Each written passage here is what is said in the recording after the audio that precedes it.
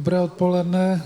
Začíná další série živých přenosů a my bychom se měli přepojit do jednoho ze sálů na kliniku kardiologie IKEM, kde už čeká Petr Peichl a jeho případ je ablace síňové tachykardie. I'm talking in Czech.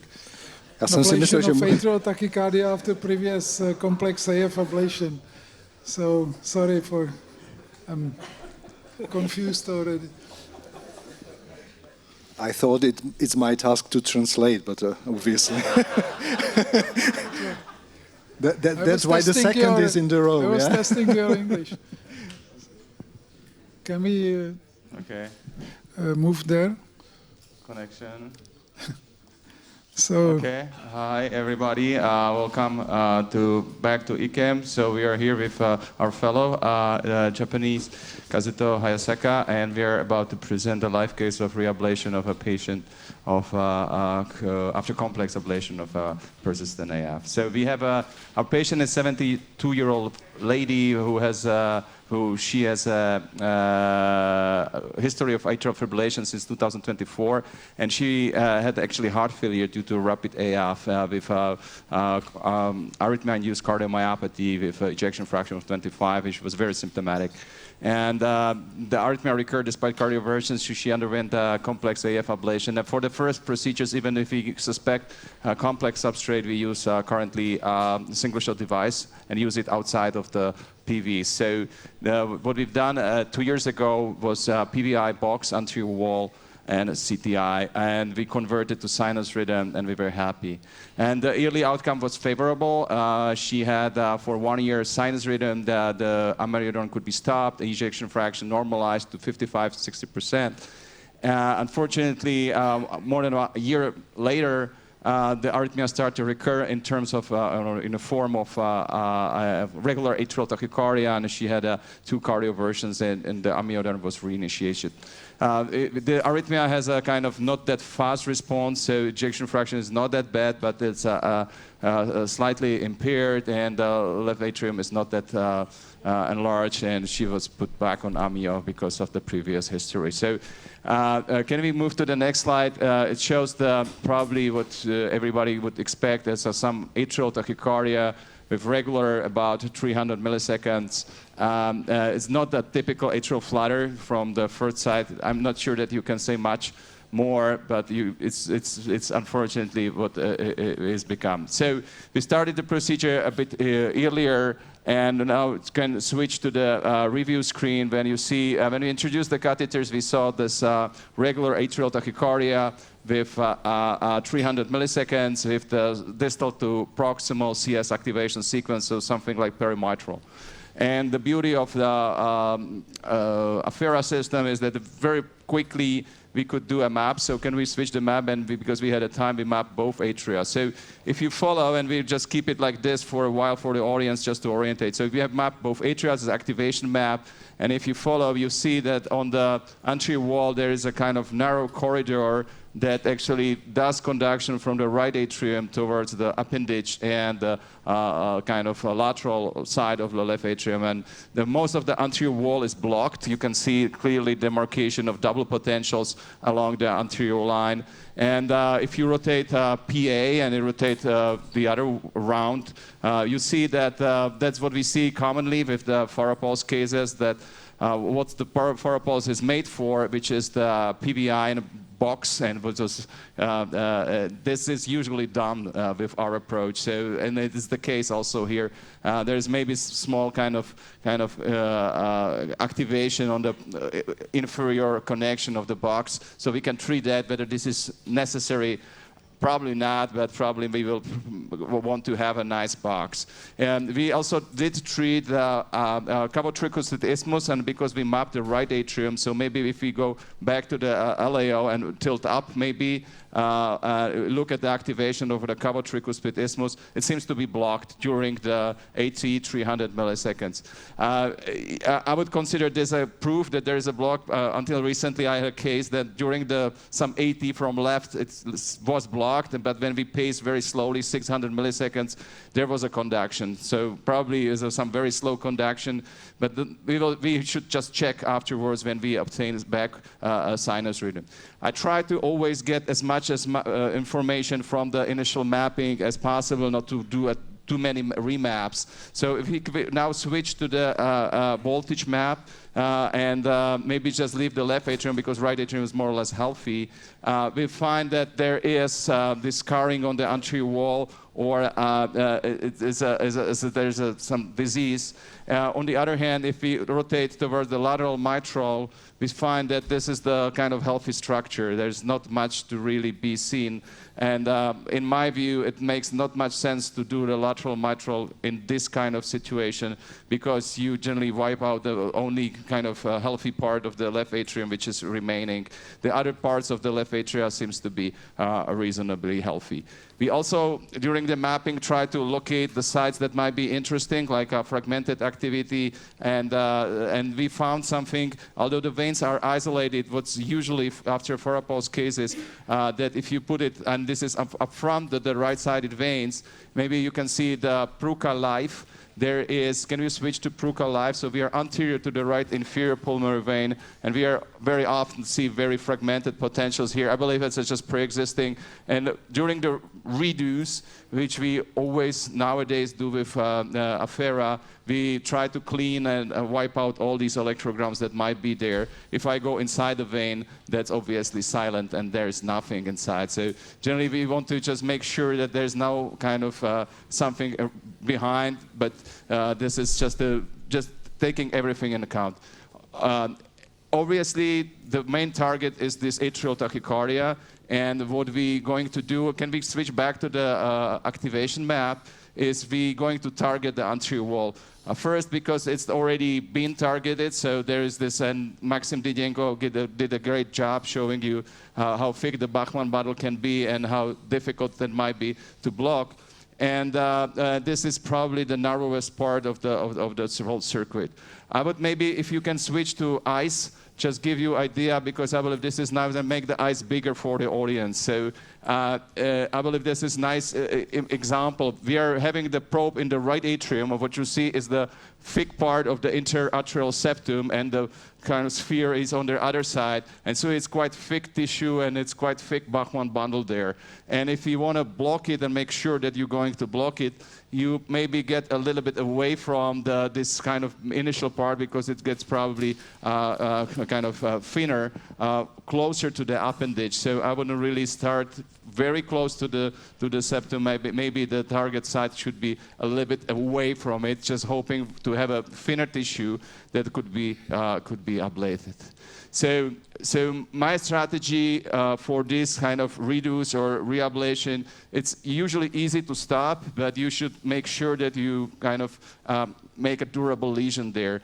And that's very easy to stop with pulsing, but I still believe the RF with Affera is something that makes you kind of understand whether this is going to or not going to be durable. So my kind of approach would be using RF, but not only one, but probably doing and covering a little bit more longitudinal kind of redundancy kind of lesion, trying to kind of cover kind of larger belt to make sure that it's going to stay blocked for kind of forever, let's say. And we use obviously RF first, and then we probably combine a stuck pulse field. The RF comes with some risk of tissue overheating, but the pulse field is very safe, especially in this location, so I wouldn't really hesitate to do more here. I believe there's coming some data about these linear lesions using Affera. This is a case when this previous lesion or some ablation there was done with Farapulse, which is different. This is different catheter. But there are some data coming that if the first procedure was done by Affera, and the remaps with the real world, not the studies that we were included. The remaps of after Affera shows that the posterior wall and the box is usually done, that works like FARAPULSE. The anterior and lateral mitral isthmus can be more difficult, and there was some reconnections and some lower durability there. To overcome that, I believe you can improve the workflow. So just make sure that you do additional lesions, do a kind of heavy ablation to make sure that it's going to stick and make that durable block. On the lateral mitral, for us, it's compulsory to go to the CS, make a CS applications to make sure that you do epicardially. It's not possible on the anterior wall to go epicardial unless you go percutaneously epicardially, but it's the way you can improve or make sure that it's not coming back is to probably use the RF and kind of wider RF and combine with pulse field on top of it. So any comments to this and or the arrhythmia? Is it clear, or is it any comments to what we have? Peter, can you hear me? Peter, Yeah. can you hear me? Yeah. Yeah, okay. So thank you for a very nice case, very clear, very nicely commented. Maybe I have a question. Before you start to ablate here, it seems quite a thick tissue just above your catheter, at least 8 millimeters or close to 9 millimeters perhaps of thickness of the tissue. So what do you expect? Of course, if you start pulsing here, you would definitely terminate the arrhythmia. That's what my guess is.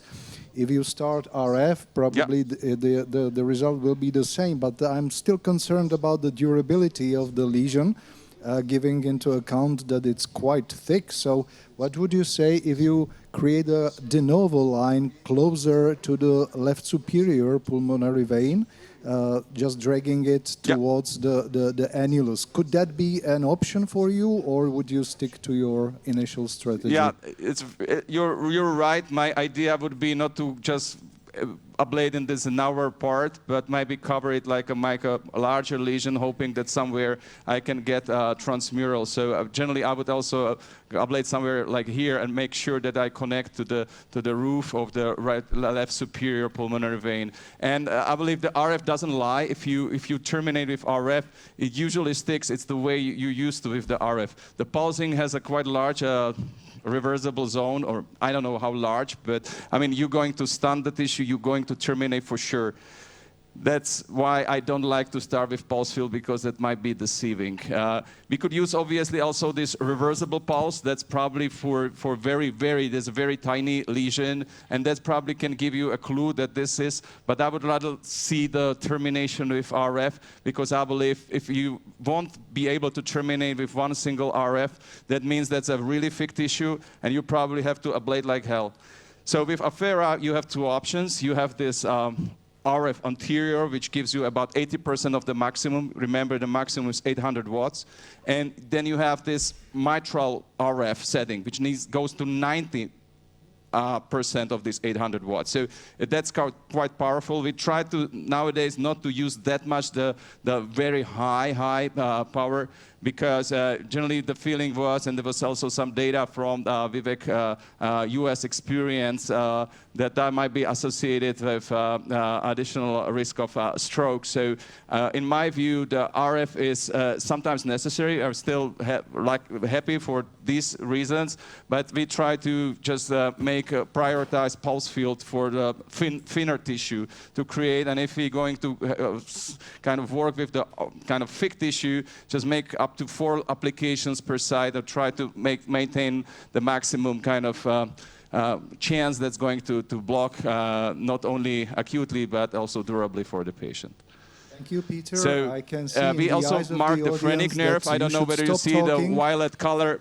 And just go ahead for termination. So hopefully, we switch to anterior. We marked also the RF, the phrenic nerve. It's far away, so obviously that's what we expect. And I will start here. It may terminate with the first application, may not. So let's start. Can we go RF? And we go on. So there will be 5-second application of RF.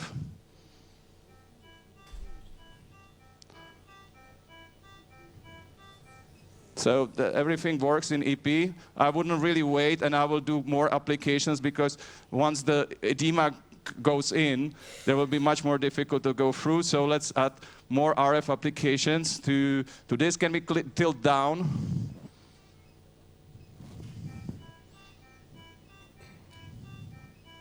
For the audience, just notice Okay. how the temperature rises during the very good and nice contact. So maybe can It's very review important. the application. I will give one more. The tissue gets quite white after these applications, but I will do one more just to make sure that this is going to stay.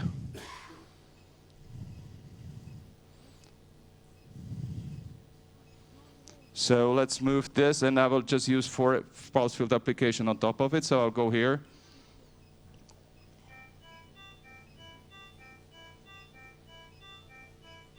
Okay, so now switch to pulse field, and we will review those applications where it was a good enough. So can we go 4 applications per side of pulse field? Okay.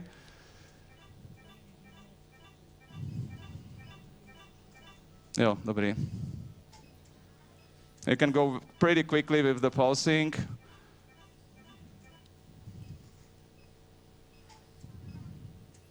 Just try it before the edema, and there's always edema if you make a lesion. That's a natural reaction of the human body to injury. So the edema works against you.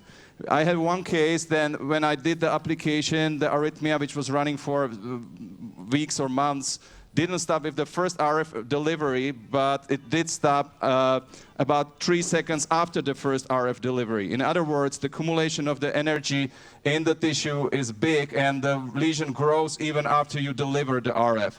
So if you have this, you know that if you give early on additional RF lesions, you can probably expand this because you put more energy into the tissue, not to overcook it, obviously. That's the one point that you don't want to do, and the RF is still kind of dangerous in this kind of view. So we will just consolidate this. Before the edema, I will try to make many lesions, up to 3 or 4 per side. So let me work on this. And obviously we can remap to see whether we delayed, and we probably delayed the activation of the appendage. That's what we unfortunately did. But it's a heart failure patient that needs the treatment, and that was this slow area of conduction that needed. So this is it, and then I will clean up probably the areas that are marked during the tachycardia, and then I will obviously try to induce. So that would be the plan from now on, and that would be the case and we will see what's left. Otherwise, the left atrium is not that big or that diseased, so it's difficult to know whether we will or will not induce. That might and might not come. That's why we do the induction. We're using general anesthesia for this case. Any comments to this more strategy or anything that you would add? I can see no burning questions from the audience, no hands raised so far. So Peter, what will be your approach to validation of the anterior line? Would you insert another catheter in the auricle and pace from the auricle just to prove that you have a really you can take line advantage of the sinus rhythm. Or would you solely rely on the delayed activation of the left atrial appendage? Because this is, I think, very mandatory. You can do a small remap, so let's try to map. Musíme dát do komory, jo, protože to budeme v QRSu. Yo. Okay, so generally you see what I look only not the delay, but also the sequence of activation. So if I up from this should be early, which is, and there should be the kind of double potentials, but also the appendage should be activated from the lateral wall, not from there's not many electrograms, that's why it doesn't pick up. Okay, that's early. I'm not interested in there. We know it's early, but we are interested on the sequence on the lateral mitral. So can we go to lateral mitral, please? And what we want to see that the whole kind of lateral mitral and the appendage goes in a sequence from kind of down up and into the appendage. So I believe that's this activation sequence. Obviously, you may claim that there might be very slow conduction that may mimic that, But I doubt in this kind of atria, which is not that dilated, it's the case. And as you see that the activation goes from down up, so this looks like there is a block. You don't have to map everything. So generally, before I will try to induce, because I would like to show the induction before you move on, I would stop basing. I would try to wipe out. If you go Pruka live, you will see this beautiful kind of late or fragmented potentials. Can you go Pruka live? So you see, hopefully, that there are some very funny or nice electrograms. I try always to wipe them out. It's like a VT ablation. You don't want to leave too much fragmentation because that's going to create some localized re-entry. So, and pulse field here is probably very safe. So let's pulse and just homogenize this region. Yeah, so we have some phrenic, and for here it's good if two applications would be good enough just to consolidate this area, and we may do also something on the posterior box, and then we try to induce. We check the cabotricus with isthmus line, but that should be blocked. It should be not an issue. So this shows our approach, that the first ablation is done by Farapulse, which is very effective for the posterior wall pulmonary veins. CTI also. The anterior wall, there's some struggle, obviously, because can be thick. That time we decided to do, for the reduce, we obviously use Affera or some mapping system, because then you can be very selective and make sure that you do correctly what should be done. So, and I'm probably here finished. So can we go PA? And we just do a few applications here in the posterior wall to somehow consolidate. And maybe we can also show you some data about people say that there's no contact force on this system, so that might be needed. I mean, you can rely, if I do an application, you should see at least some increase in the temperature, which we don't see, but can we decrease the because if the pulse field, there is a small increase, you maybe see in the kind of this bull's eye. Can we review one of these applications to see whether there was a temperature increase? Okay, perfect. We have Affera big screen, and if we apply, if you watch the blue kind of bull's eye, you should see that there is an increase of this kind of small. Not now for this, sorry, not this for this. It's not the good one. But generally, if you have at least some temperature increase, meaning that you are in reasonable contact. So let me just, I will go here.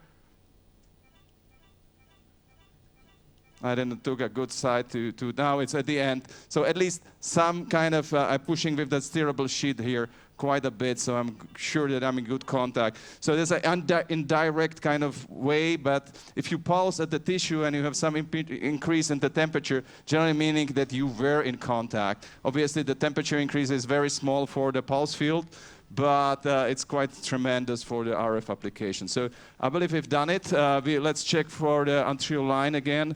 Let's check the appendage. This is the left vein. We don't want to isolate the appendage. Sorry, just the aim is not to appendage. So we have the activation of the appendage within the QRS. So let's try to induce. Give me Pruka live for then try to induce 300 milliseconds, 280, 260, and see what's left and what's going to happen. So can we go 300 and stop? 280. 260. We should be quite aggressive because it's a redo and we have all the kind of options okay, go. Go, go, go, go, go. Go, go, go, go, go, go, go, go, go. Stop. Even go 230 or try to increase during the pacing, the speed to 220 milliseconds. Nothing. 2 beats. Okay. Can you do it one more time?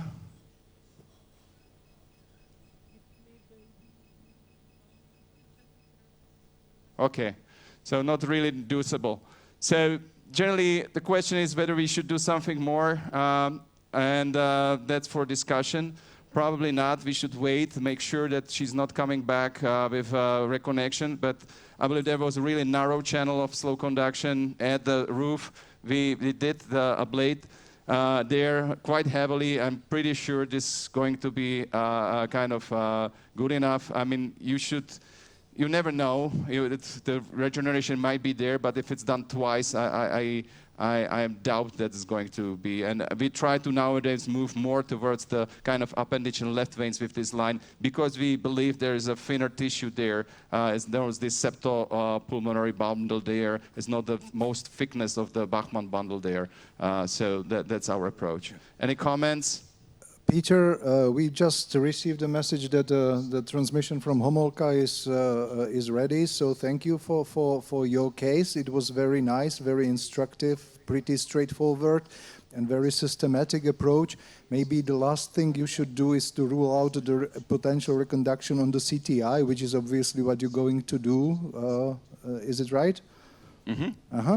So yeah, that's just it. One short comment, just one comment about what next if we're going to induce something which is non-sustained. So when you do these macro re-entries like a block the anterior or lateral mitral, CTI, roof, box, PVI, sometimes what you can induce is our septal flutters, usually non-sustained. They're usually proximal to distal in CS. They're quite difficult to map because you have it for 2 minutes, 3 minutes, and they terminate or change. So for that, what we start to do is design a kind of series of lines on the septum to prevent those, and those so far works quite nicely. I wouldn't probably do it here because we cannot really induce anything, and it's non-inducible. But in general, there would be a line that would be kind of horizontal on the septum on the left, but there will be also additional line from the fossa on the right side towards the IVC. So something to cut the septum into parts and prevent the kind of localized something that goes around the fossa and this, because what we did so far doesn't prevent some of the septal flutters that might occur. So we could still, if we would be trying hard enough and there would be enough scarring, induce something. But this is not the case. Probably we should stop right now. So this is just a comment that you might be surprised with Affera that there might be additional arrhythmias that you never actually expected to be because you wouldn't really map as far. But with Affera, you can see that there are multiple other kind of arrhythmias there. Okay, that's what I want to make the comment, and I'm happy to switch to Homolka. Okay, thank you, Peter. Congrats to your case. Let's switch to Homolka now, and Vivek should be ready. Okay, Vivek, hi, this is Ellen. Can you hear me?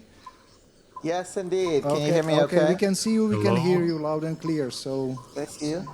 Go ahead. Okay, great. So I think we'll get started. Pablo's going to introduce the case and the technology, and then we'll get going. Please, Pablo. So, hello. We have another case of atrial fibrillation here for you. It will be done with a large lattice single-shot catheter. The history of this patient is about 2 years of persistent atrial fibrillation. He had an episode of tachycardia-induced cardiomyopathy also those 2 years ago, which recovered after cardioversion. The patient is on amiodarone and beta blocker. Next slide, please. And you can see the echo, which is with a normal ejection fraction. Left atrium is not enlarged. And the patient who had AFib 2 years ago now is coming with sinus rhythm, which you can see as well. The catheter which we are going to use will be also shown. Yes. This is the single-shot large lattice catheter, which can go through a 10 French sheath, and it allows mapping at the same time ablation with pulse field. We'll show you how to map first and then the ablation. You know, yeah, let's now switch to the actual, okay, good. You know, before getting started, let's just point this out. So can you just point to the mini electrodes? So the mini electrodes, those little gray dots near the diameter, or the equator, those are the mini electrodes that actually sense for electrograms. The ablative elements are actually the whole mesh. Now, it's not the whole mesh, but all the anterior aspect of the mesh. In each of those leaflets, the blue, the green, the orange, the purple, whatever, each of those leaflets delivers energy in a monopolar fashion to surface dispersive pads. And normally we'll be delivering from all of them, we can, if we want, select individual ones, because this patient's actually in a clinical study. The study is to perform, in patients with persistent AFib, to perform both PVI as well as posterior wall ablation. And so we'll try to do that in a little bit. So with that, let's go ahead and get started. Let's give them the fluoro. I see. They see fluoro. They see ice. I guess they see everything. Just show you, so you can see I just hit the fluoro really quickly. You can see the wire is in the left inferior pulmonary vein. You can see that on the ice also. So we do I like to do a map as we ablate type of strategy. So I just went in the left inferior. I make it bigger, so that sort of helps define the ostium. And so what we'll do is, I think we'll just go ahead and ablate, and then we'll come to the left superior once we're done with this. So if you look at the position on ice, you can see the position. So the equator is just at the ostium. So I like this position. Actually, I'll even make it a little smaller just to get inside a little bit. And this will be the first application. The applications are 5-second long duration applications, and I'm stepping on the pedal. It's basically 5 seconds. You're not seeing any, you see a lot of noise, obviously, on the system during ablation. And you can see the electrograms are just pulverized. They're gone. And we basically do 5 successive applications. So I'm going to pull back. The number that you see there shows the distance from the centroid of the previous lesion to the centroid of the current lesion. And yeah, it's like 5, 4, you know. You have to make it a little smaller, make it bigger, and then re-advance it. I like to try to keep it like around 5 millimeters in between. It's not so critical, the exact number, but that's what we like to do. And the goal here, again, is to deliver lesions in a redundant fashion. So I'm going to come back now, go a little bit bigger. Now we're clearly outside the vein here. Let's deflect it. And I like those two views, the top-down view and the other view, because that helps to see, I can tell if I'm too sort of anterior or too whatever, too anything. I like this position. Yeah. And so the goal is, the standard goal is to deliver 4 applications per pulmonary vein.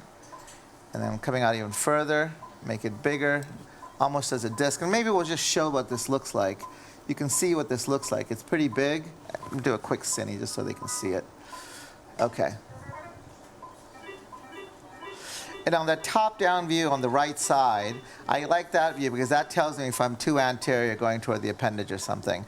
Now, because in this patient we're also doing posterior wall, I'm going to do another application in addition to these 4 that's really directed more posteriorly to hit the posterior wall, because I know that I'm going to be ablating the posterior wall more.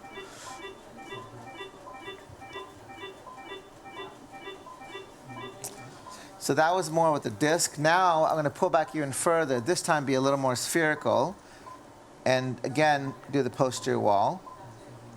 And I'll just fluoro just so you can see what I'm doing here. Maybe even a little more linear. Okay, there. We can show an ice also so they can see it. Now after this lesion, we're going to go to the left superior pulmonary vein. Okay, so linearize it. But I'm going to pull the wire back, undeflect a little bit. Let's advance the wire again. So we're in the left superior vein. So let's show the. Actually, I don't like this particular branch. I want a better branch. That's probably good enough. Okay, so now we're going to create some anatomy up here in the left superior pulmonary vein. I pull back, make it big here and advance it, and that's about where the ostium is. Okay, I'm going to go back in. You know, when we did the first in-human study, what was interesting is the left superior was the only location where we occasionally saw some reconnections. I mean, the remapping studies on this with this technology were really quite dramatically impressive.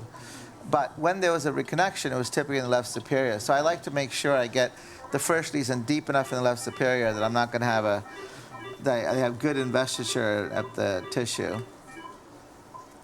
So I'm going to come back again. Let's advance more. It's still sort of deeper inside. Let's come back a little bit more. Again, you saw that with the first application, the electrograms disappear. You know, I'll show that. We'll make that clear on the next case when we do the the right veins, I think. Okay, so it's bigger again. Now this one, I may want to go this way. Yeah, this is better. I like this position. It's a little bit lower, but that's okay. Yeah, it'll be sort of more in the carina in between, but that's okay. And then I'm going to make it bigger. Get this back. Undeflect the sheath a little bit, so go higher up. I like this position.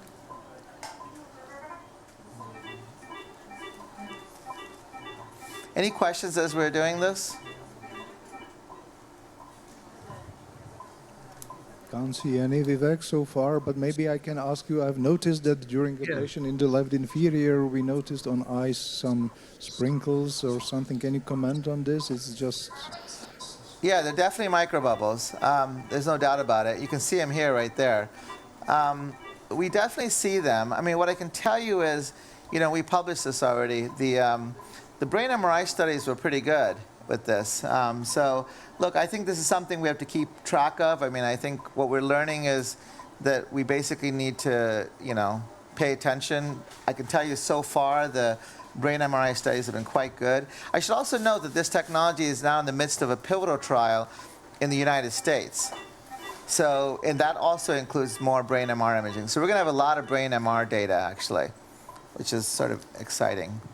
So these last two applications, again, I'm doing mainly in order to improve my, not improve, but in order to perform the posterior wall ablation here.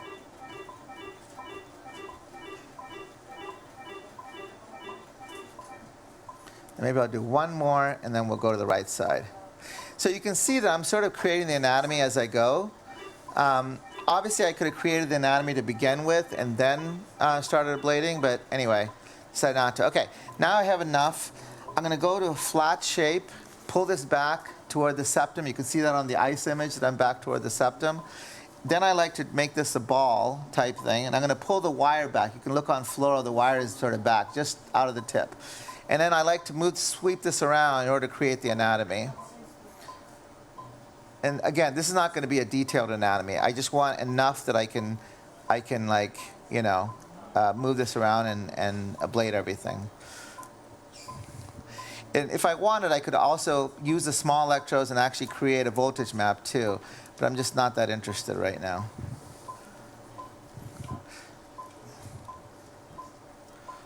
Okay, let's see. And then, okay, I like this. And then let's add some more anatomy. Okay, good. So I'm back all the way to the intraosseous septum. Show me a little ARIA view, please, or AP view. Of course, even though I say I don't want to create the whole anatomy, I oftentimes end up doing it. Okay, so in the right superior, you can see that. So we'll go ahead and start ablating up here. First, I'm going to render the anatomy a little bit. It's a pretty big right superior. There it is. Okay, so one thing I like to do, going to get closer here. One thing I like to do is get the sheath pretty close and clock, because you really want to make sure when you do the right superior that you're sort of as coaxial as you can. And this is a pretty good, yeah, this is pretty good. I like that. Okay, so we're in a good position. You could argue you can come back a little bit, but actually it's okay. I'm happy with this position.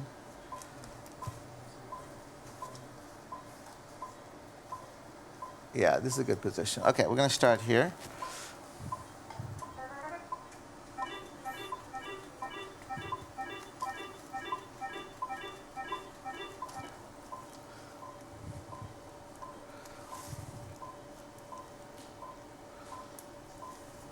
It's a very big right superior, actually. It's very interesting.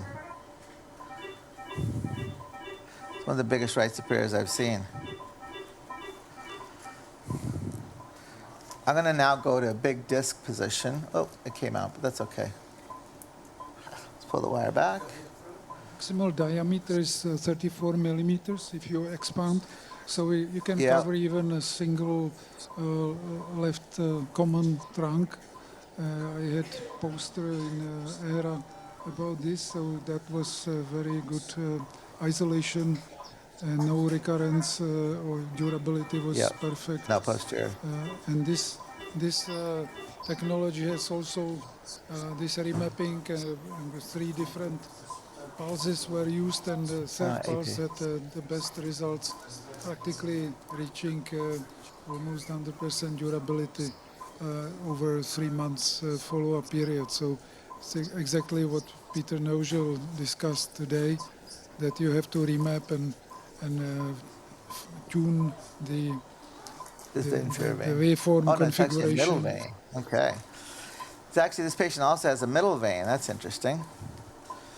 So we can go there, and then we can go actually even more to the inferior vein down here, which ended up being more, well, that's the same vein. Let's see here.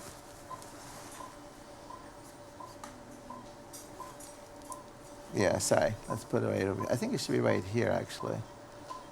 Yeah, that's the inferior vein. Yeah. Oh, that is the inferior vein. Okay. Nicely in. Yeah, that's actually interesting.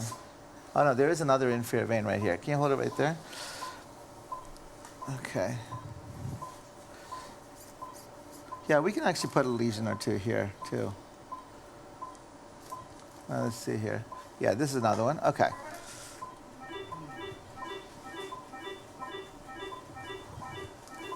I mean, the 4 applications per vein, honestly, is probably overkill. We did that because, I mean, there were a lot of things that were changing at the time. My guess is 2 applications is probably more than enough in most of these veins.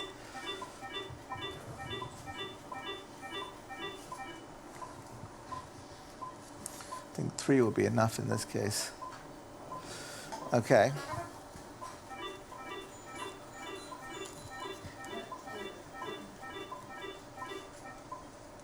Yeah.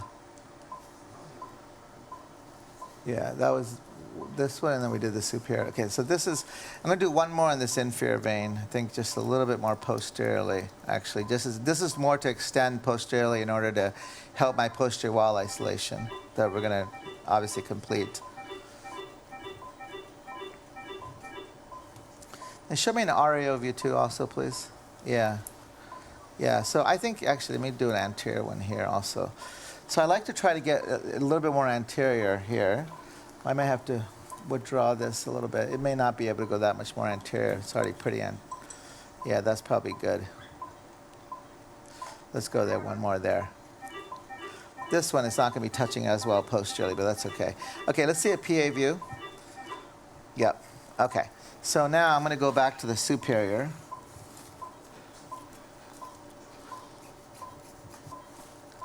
Okay, let me see RAO again, please. So we had done just a couple in the superior. So I want to do a more anterior lesion here. And then rotate to the right a little bit. I'm also going to do an anterior inferior lesion to get that carino region. And then I'll be done with this.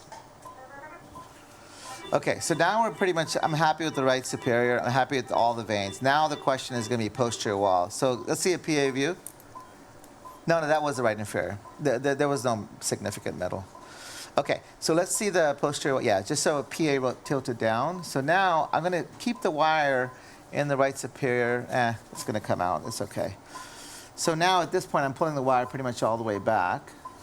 And then what we want to do is to do this posterior wall region. So we can touch this region here. I like this position. We can look on ice too. So this actually is pretty good. The only area that's really not touching is probably toward this right inferior vein, but it's overlying it. And look on the top-down view. I want to actually bring it up just a little bit more, get some redundancy in the superior aspect. Oh. We can also, by the way, during these applications, select certain leaflets to exclude. But honestly, the amount of hemolysis that we're getting seems to be relatively low, though we are checking the hemolysis in these cases. So I'm not too concerned about it.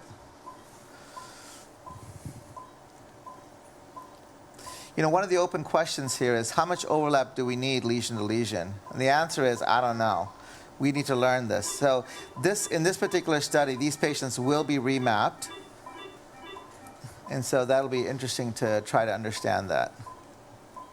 If you take In into general, consideration that it's 34 millimeters, an average size of the atrium is like 5 centimeters. So you are No, it's a covering good point. basically the whole posterior wall or most of the posterior wall. So I think if you do few applications, you are overlapping at least 70% of this size. Yeah. So I think your point is well taken. The flip side, though, is that oftentimes, the near side discs are typically touching well. The far side discs may not always be touching well. You know what I'm saying? But I think your point is well taken, and we do need to, we'll end up doing remaps, as you know, on all of these patients. So we'll hopefully end up with a lot of information to that point. But I think, anyway, this is probably enough. Now, one last thing. How much time do I have left here? A few more minutes, I maybe? think 3 to 4 minutes. Okay, that's enough then. Let's do a quick... Okay, so let's do this. What I want to do is let's just do a quick map so that people can see how you map with this. Now, it's not going to be as high resolution, obviously, as a Sphere 9 catheter, right? That's obviously, you get much higher resolution data. But, you don't have to open up another catheter. You can just move this around and get some information, which I think is actually very nice. And so you can see, I'm right now I have the wire sort of pulled back in. So I'm just rotating this as a big ball around. And remember, we only collect from that equator where that white ring is. The electrodes are right there at the white ring. So we're going to...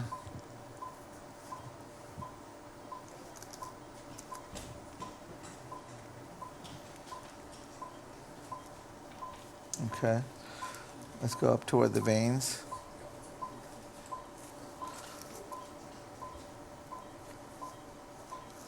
Yeah.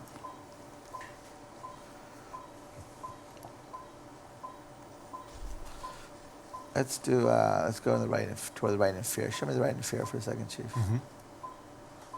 I'll just use this. More clock. No. Yeah, it's good. Mm-hmm. Nice. Okay, there may be some artifact on one of those. I saw something. We have to check the artifacts. Okay, rotate the map down a little bit. I need to do this posterior wall region. Let me make it a bit flatter here. So you can see it does take a little bit more time to map in some sense. But, you can create the geometry extremely quickly with this catheter, as you saw. It makes it very simple and quick. I think this is a tool. AP view, please. I think this is a tool mainly to do, sort of first-time ablations, whether it's paroxysmal or persistent. Obviously, if you have a redo, I don't think this is a tool you want to use. But for first-time procedures where you're just trying to get PVI isolation, maybe posterior wall. Again, we need to get the data on the posterior wall, but it seems like we'll probably be able to figure out a way to get good posterior wall ablation too, I imagine. any question to this live case? Oh, one thing we didn't do, actually, let's just show how you do it, even though we're not going to deliver a lesion. You want to just give an example of turning off the leaflets? So let's say, for example, we're on the posterior wall right here, okay? Let's show PA view. PA, and then let's say I want to ablate from, let's say, yellow and purple. So we can turn off the other one. So we turn on yellow and purple, so you can see those two there. And then we can deliver just from those two leaflets if we want. I actually wanted the other purple. You put blue, but anyway. Oh, no, is that? Oh, no, maybe you're right. Yeah, no, I wanted the other purple. Yeah, that's blue. That's not purple. Okay, anyway, this is a... Oh, pink? That's pink? Okay, yellow and hot pink. All right, fine. Anyway, so that's how the technology works. You can see it's a very efficient catheter for the PVI and posterior wall. How much time did we take? About 14 minutes for the ablation. So from the point we started ablating to the point we were done ablating, it was about 14 minutes. One thing to note, by the way, this is, this is monopolar delivery of energy. So you're going to have a little bit more bleaching of energy and some far-field reversible effects that will, we'll be able to fully realize that once we do the remaps.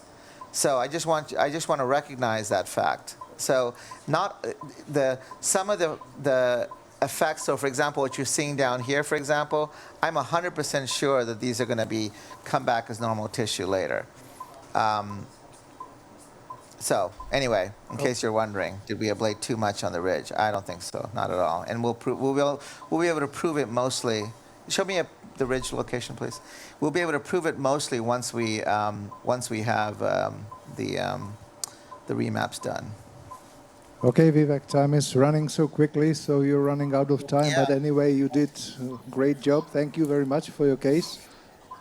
Thank you. It's time now to switch back to ICAM for Targa technology. Predrag.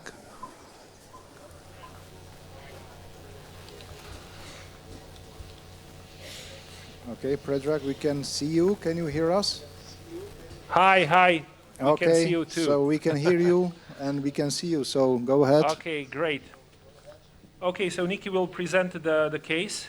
So good morning. My name is Nicoletta Ventrella, and I will present this case of persistent AF ablation using a coherent SYN burst electroporation system. Go to the next slide, please.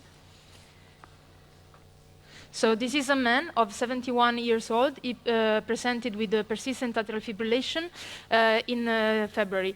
However, he presented also with arrhythmia-induced LV dysfunction, and that is the reason why he received electrical cardioversion. After that, he came back to the hospital with typical atrial flutter, and he was put on amiodarone. Today, we can see that ejection fraction improved because he cardioverted with amiodarone in sinus rhythm, and also actually typical flutter was with variable AV conduction.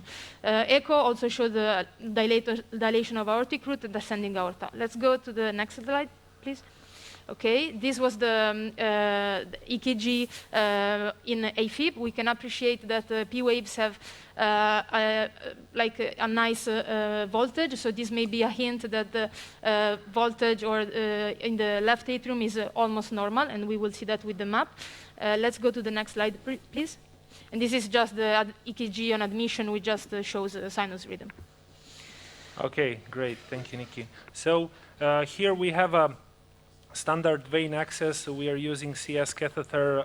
This procedure will be eyes guided and also supported by 3D mapping system. For this case, we have a EnSight. First of all, I would like to show you the eyes, because here we are dealing with the extremely small atrium. And actually, if we go inside, you can see the appendage here. If you see it on the screens, and then if I clock a little bit, we can see the left-sided veins, and these are our left-sided veins. They are very flat. Actually, there are two superior and inferior with the common ostium, and if I clock even more, we can appreciate the right inferior and the right superior pulmonary vein. Nikki did a good job here. She did a transeptal puncture with using the Agilicel sheet, and she reconstructed the voltage map of the left atrium. Can we see that? Okay, you see it. So the voltages in the left atrium are normal. This structure on the left side, upper left side, is not the left upper vein. It's actually appendage that is overriding the common left trunk. You can see here. Yeah, great. We try to induce something, and we induce this tachycardia, if you see it on the Pruka. Okay, so can you show them the PPI? We didn't map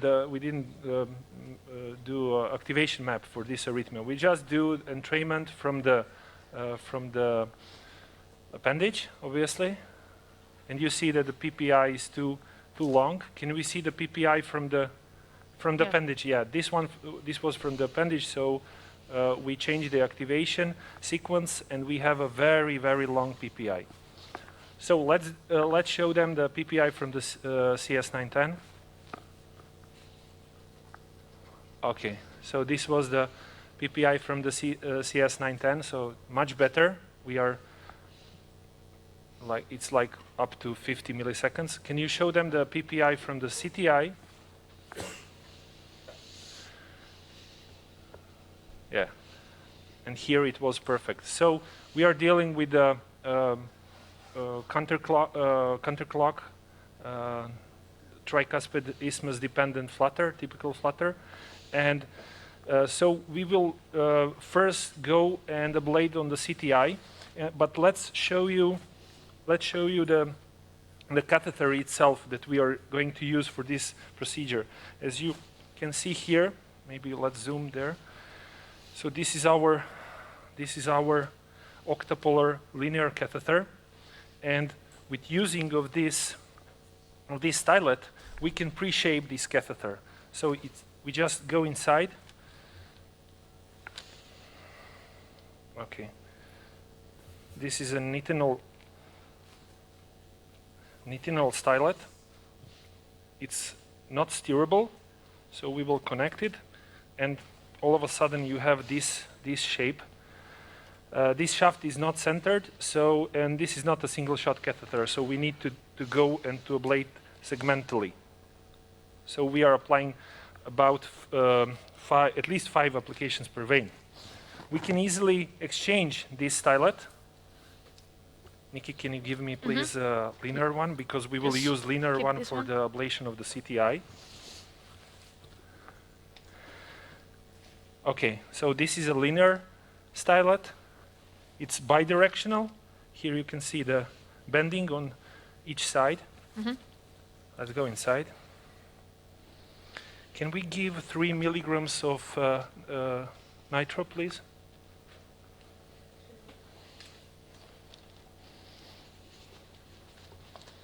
Is okay, 3 milligram IV. Okay, so we'll connect it. And here you see our linear catheter and bending on each side. Okay, so we'll use this catheter for ablation of the CTI first.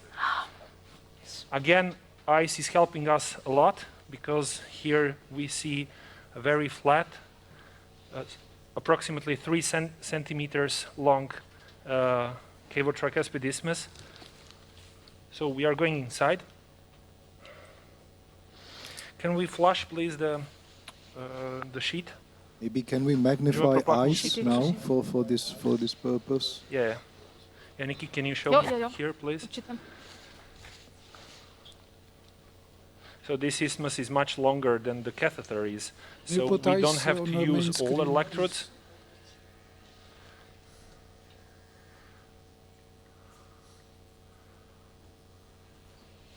Okay, so we are going inside.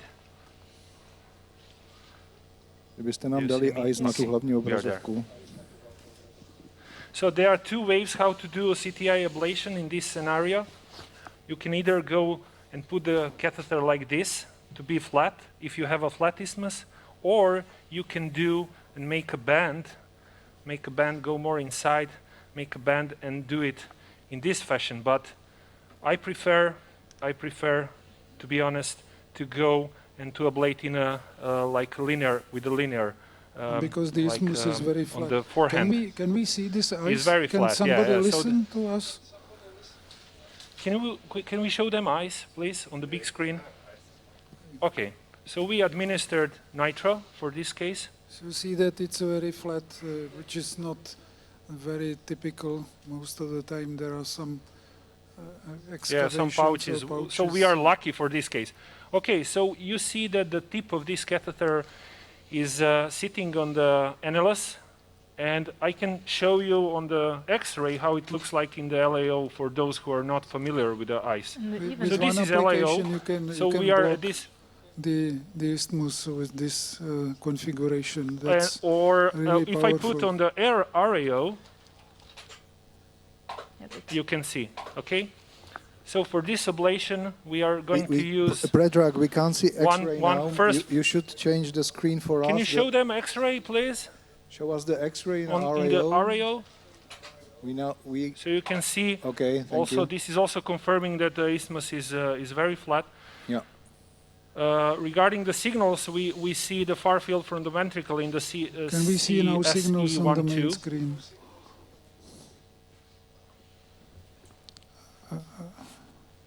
On the main Okay. screen. So, signals on the main screen, please. So we are ready to go. We are prepared. We administered nitro for the purpose of this study, which is coherent AF. We are administering 3 milligrams of isoket intravenously. So I think yes, we can go. We will apply the full dose, the maximal dose of 30 seconds. Okay. Okay, let's go here. And it's gone. Probably you saw on the Yep, there was on pause. the It's done in first on second. the ice that it stopped moving. So it was very fast, and The drug is your patient under GA. yeah, All it's in the patients general are anesthesia. And you can appreciate no bubbles here, no bubbles, and this is because of these sine waves. And we are actually using a very high power, and there are no bubbles, only from the sheet. Maybe Can we we paste can from the also CS910, appreciate that there please? is no signals in ice, so it's also Yes, the ice no image signals, is yeah. very No nicely artifacts. visible. Yeah, I would like to emphasize that basically just by watching on ice you can make an image in your head what kind of pulses the technology is using. So I think here we have a already block on the CTI. Can we paste from the CSE12, please, just to check it? How many lesions will we're you deliver not on capturing. CTI? So. Sure. No, I need to bend it more on this. Yes. Show them, please, this. No, No, there's no capture. we are not capturing. Now we are Now. capturing. Can you show them? So with 30 seconds of ablation time, we already achieved the bidirectional block. But this is not everything. I think we should go and deliver one focal close to the annulus, because with this technology, if there are some gaps, they should be here at this level. So we will use the maximum one. So again, 30 seconds, and we will deliver close to the annulus. Go. Delivering now from the distal electrode. Just from the distal bipole, yeah.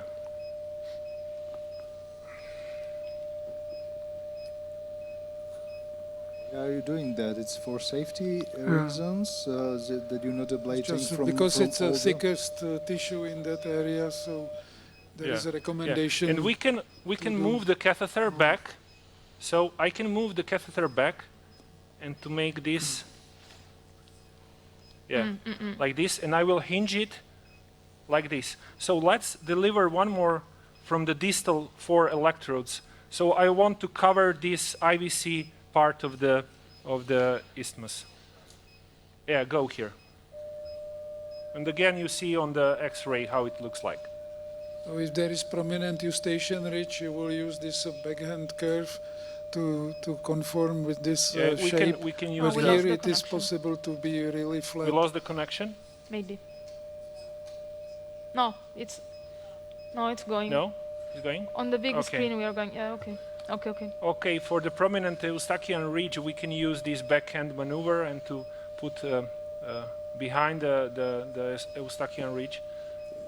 So this is an option. Okay, great. So I think this is okay. So now we will cross the septum and go to the left side. Show us the left side. Sorry.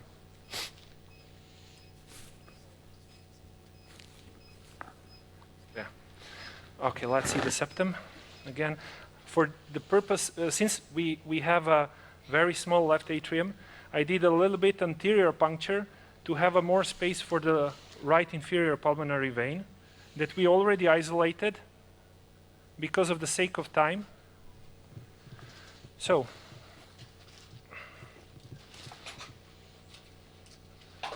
let's go now to the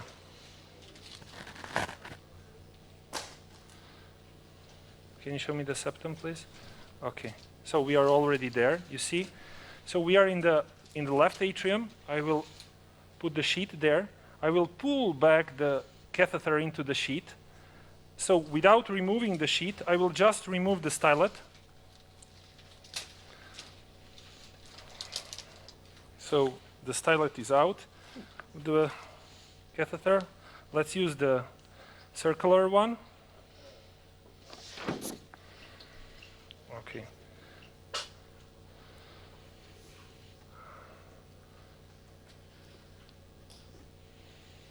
This is a persistent AFib case. However, this patient had a completely normal volume voltages in the left atrium. So we decided just to go for the veins. The atrium is small. It's not remodeled. So I'm now inside. I exchange the stylet, and we can go inside.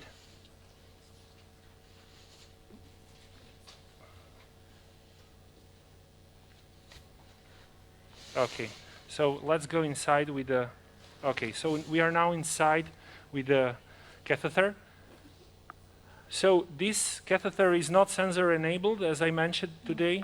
However, is compatible with this Navex EnSite system, and it is important that there is some kind of surrogate of the good contact. So for this purpose, we will zero the impedance at that level. We are not touching probably anything in the left atrium. Let's zero the impedance. Can you show them this? Okay, so we zero the impedance. Obviously, the impedance of the blood is much lower than the impedance of the tissue. So, based on the difference between the impedance, we can save the catheter in the contact or not. So we are going inside now. Okay, and the impedance changed. Okay, but this is still demo version, I would say. It needs also improvement. Okay, so now we will go into the left atrium and with the eyes, we will try to cross also with this catheter. Maybe it will be more instructive to use it in the outflow tract of the right ventricle to see. Yeah, this is also an option, but we already tried this and it worked well. So let's check if I am able to cross also with these two. Yes, I'm inside. Okay, so again, we are inside of the left atrium. We have their eyes, and we have there also the ablation catheter. Okay, so show me, Nikki, please. Yeah, this is the vein, very small. Mm-hmm. Okay, so we will position the catheter to be in a good contact. Contact is obviously very important also for this technology. Yeah, I need to rotate more to improve the contact. Okay, so here we are actually sitting well. Oh, no, sorry. Yeah, like this. Sometimes it's a little bit difficult to manipulate with this catheter, but after a few cases you used to.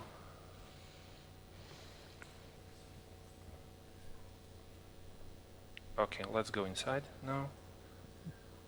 Okay. Can we see also on the map how it's going? Yes, this position. Can you show us? Go to the left, please. Map to the left. Okay.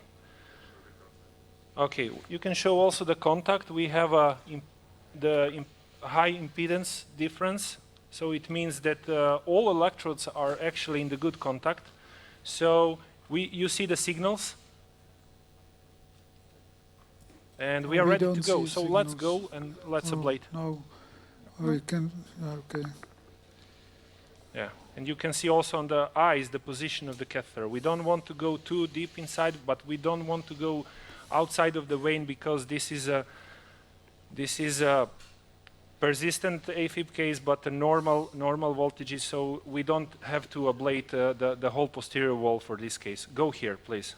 So we are ablating segmentally from all bipoles, so we have all but anterior part of the vein. Okay, and again, no bubbles. You see? So how many No applications massive per bubble vein? formation. So this is a common trunk, so we will try to ablate and to give like at least 6 applications for this part. You see, Navex is coming back. This catheter is not moved. It's moved only based on the impedance, because the impedance changed, but it's coming back, you see? So it's coming back to the previous position. So we will give one more application here, go. Again, all but anterior part. And you see no interference again with the eyes.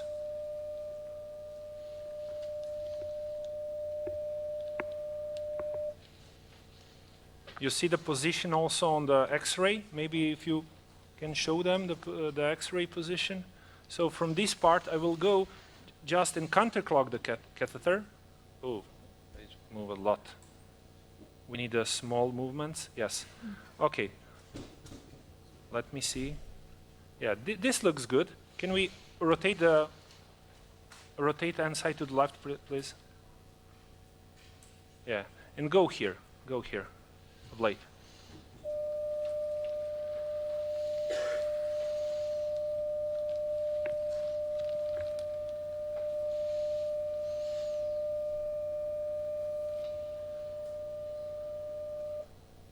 And you also see the catheter position, the X-ray changed. Okay, so now we need to clock more. Let's clock it a little bit more. Okay, let's go. So this is all but inferior. Let's go here. Predrag, just a question. Here. Is this system Yes. possible to use without 3D navigation, like fluoroscopy Yeah. only, or would you always prefer some 3D system support? I think 3D mapping system is not essential for these procedures. However, if you're starting with this technology, I think it's good to have at least several cases on the, just to have some feedback on how it looks like on the map. But I think it's feasible with eyes only and X-ray. Yeah. One more here. Yeah. Let's go.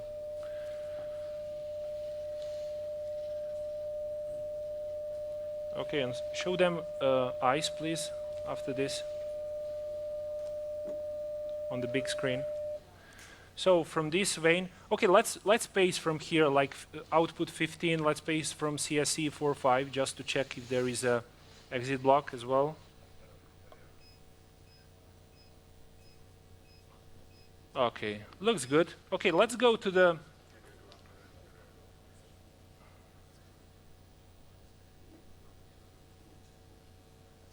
Any questions from the audience so far for the isolation? Yeah. Do you have any questions? I can't. We have a few minutes more. I can't see anybody.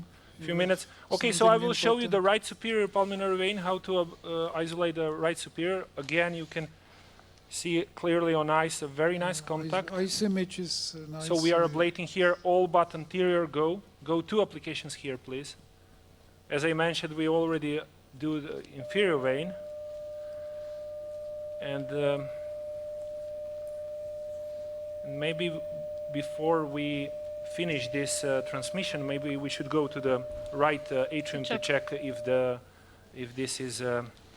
block persists. Go again, please. You can see that we are at the ostial level. We don't want to go a lot inside. Go here, please.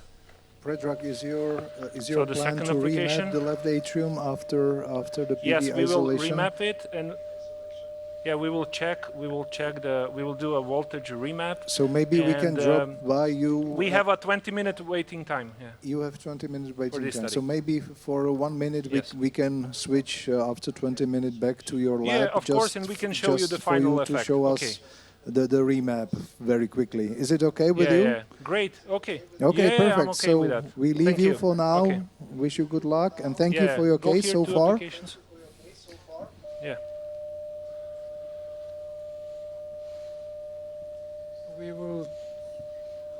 We will now switch to Homolka, and there is Isabel Deisenhofer and Honta Škoda they will show this AI navigated and tailored pulse field this? ablation in persistent AF. That's us. Yeah, good afternoon, everybody. So just to quickly introduce our patient. This is like the typical patient from persistent AF after one procedure 1 year ago. So this is the lady, nearly 80 years, slim lady with hypertension on one, monotherapy just with beta blocker. The history started about 5 years ago. So 1 year ago we did typical Farapulse procedure with PVI and posterior wall ablation and end up with cardioversion. So then after 3 months, something coming back, and definitely 6 months coming back to persistent.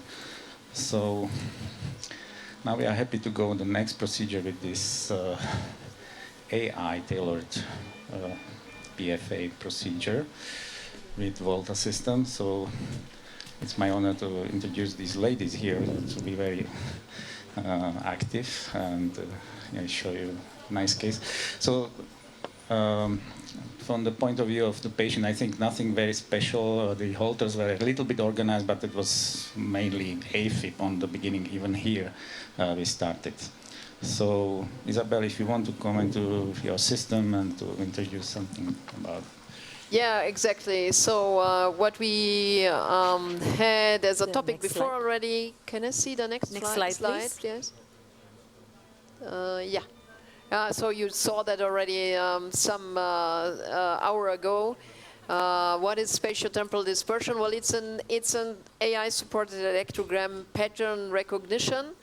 And what the system is looking for, at least that's what we are guessing. Like always in AI, we don't know really because it doesn't tell us. But looking at what it is, seems to recognize is clusters of 3 bipoles, or at least 3 bipoles, suggesting a reentrant-like activation. So it's sort of like a mini reentrant-like sequential activation in a certain area. And the field of view with the HD grid or the pentarray or the octarray is about 2 square centimeters. So that seems to be the right size for the field of view where the system can detect this kind of conduction patterns, which is recognizing. And we could switch now to the live, the NZX screen maybe. Exactly. So you see here, Devi brought me transeptally, so I'm very glad that she's here.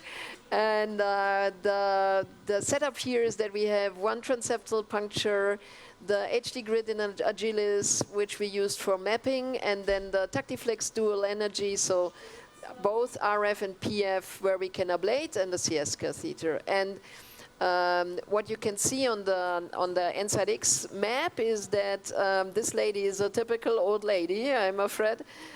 So maybe we can turn the left just once, yeah.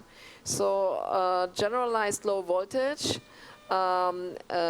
spontaneously on the anterior wall. Let's go back to the posterior wall. I mean, the posterior wall, we had the Farapulse application. The veins are all nicely isolated, and the posterior wall just had some remnant slow conduction, so nothing really very interesting.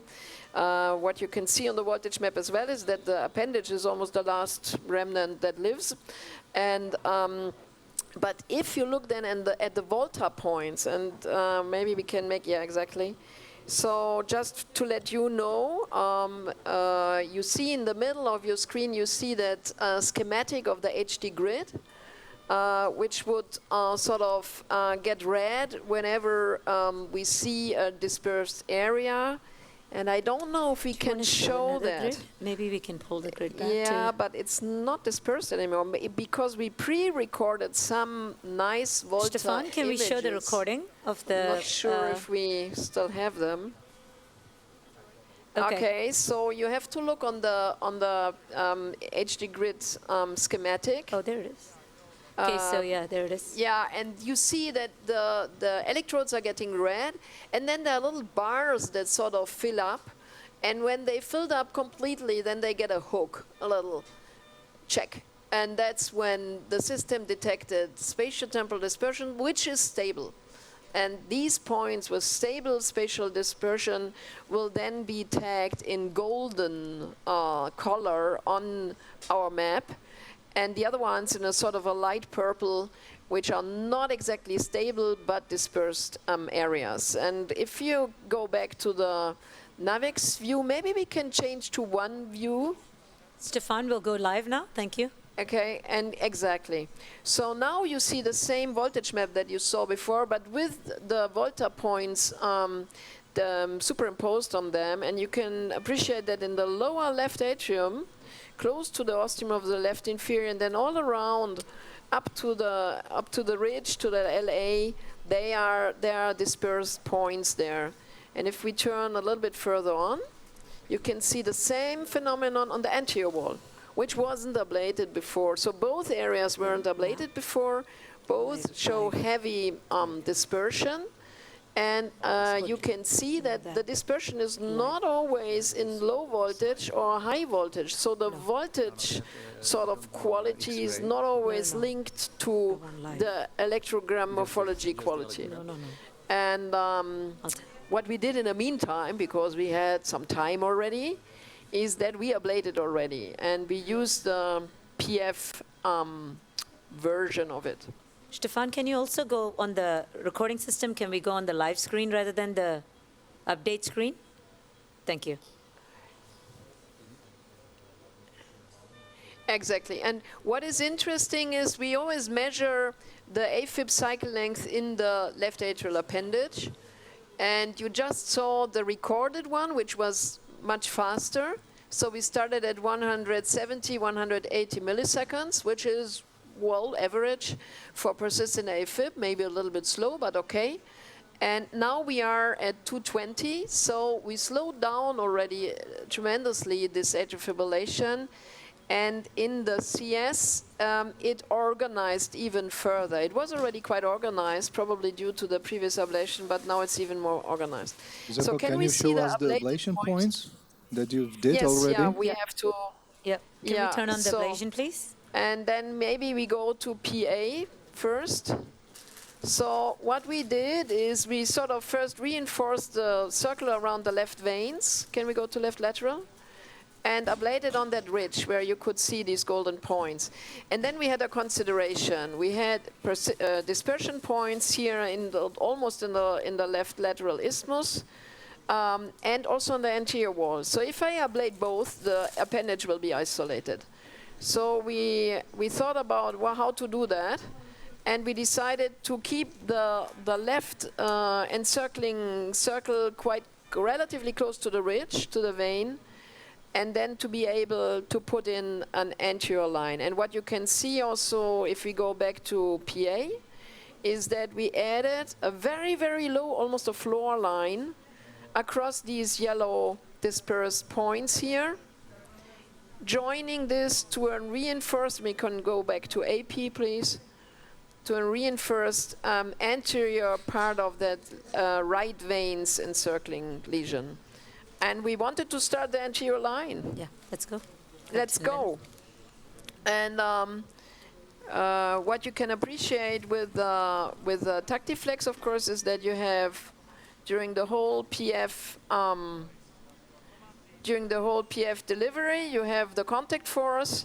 There is a pi, so a PFA index, which then measures the contact force during your burn and your delivery, and also the change of impedance in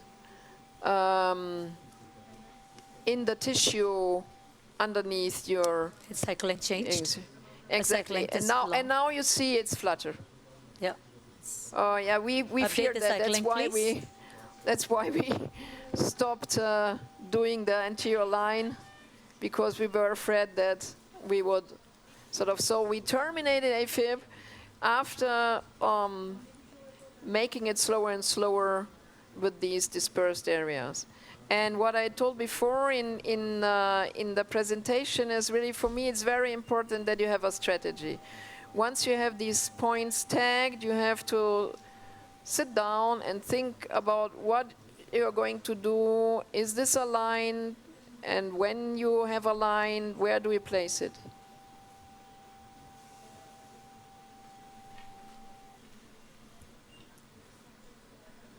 Exactly. So it could be, of course, perimitral here now. It could be typical. It's something proximal distal. I insisted on having the CS downwards, so for all of you who are used to look in the other way around, it's CS 1, 2 to 9, 10, top to bottom. And what you can see also is that the deliveries, the PF deliveries are quite fast. It's 5 shocks. And in fact, they are, nominally at least, they are R-wave triggered, but the R-wave triggering worked very well here. And in the future, you will be able to switch it off. So a little bit like for the Farapulse deliveries.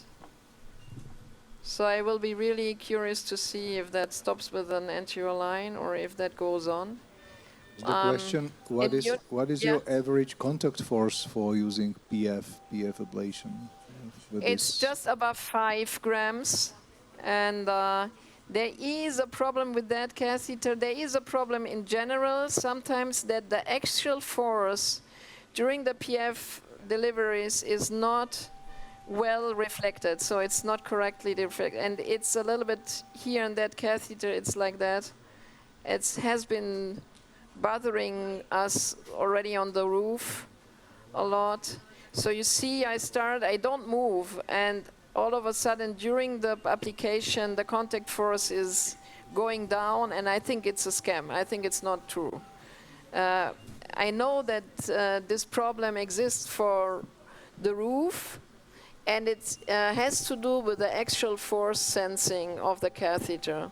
So they are working frantically on that because, of course, this is very disturbing for the operator. But I sort of stopped today to look too much on my contact force once I started. If I'm staying in the same place, probably I have the same. Do you want to come more to the mitral? More towards the mitral or no? Yeah.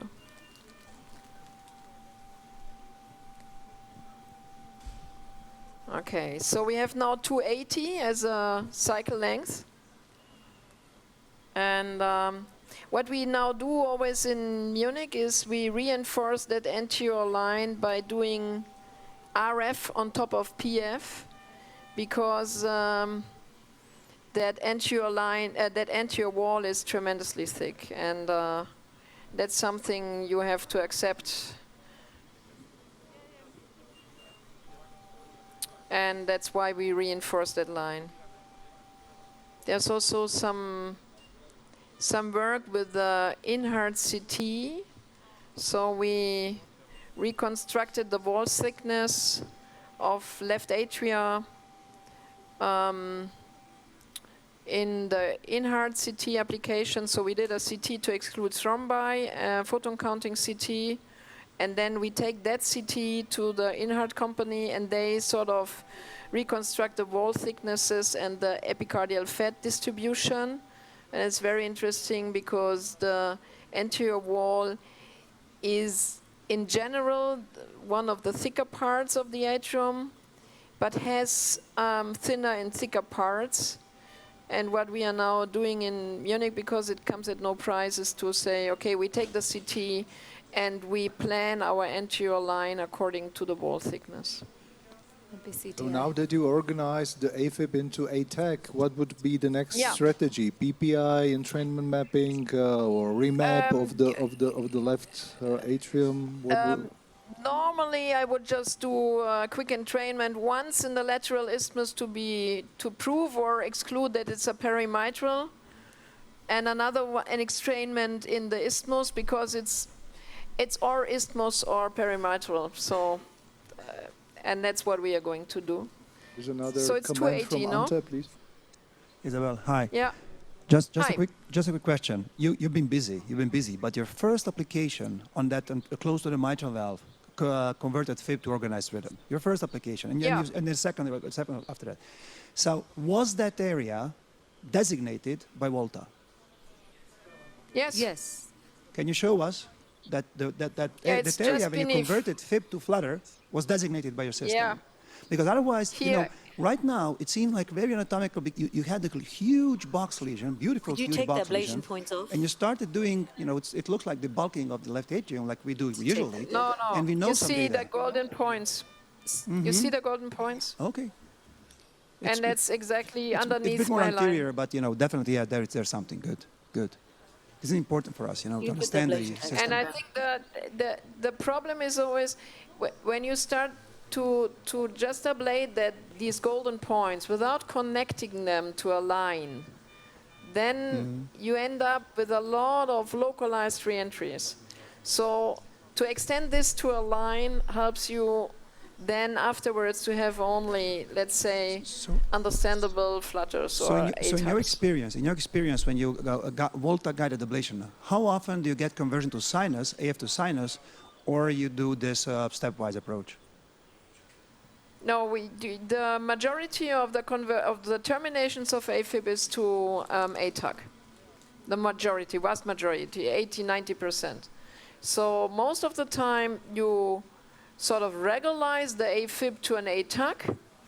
Then you have an ATUC that you map or try to understand, and then you ablate the ATUC, and then you reach sinus. It's interesting because I thought that the reason why you didn't have, you had more recurrences, recurrences as organized rhythm. I would assume they would be recognized because right now you expose that substrate. Okay, thank you. I don't want to confuse you. Great, continue, Brooke. Yeah. So let's do an entrainment with the ablation catheter from here, please. What's the cycle length? It's 280, is that true? Can we do it with 260? We hope that it's capturing. Yeah, stop. Yeah, and it's turning. So it's a typical. Can we do entrainment with CS 910?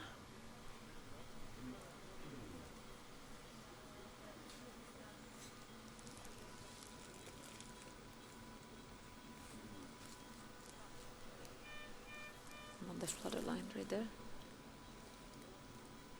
I didn't see it, I'm sorry. Okay, can you maybe then do 7/8?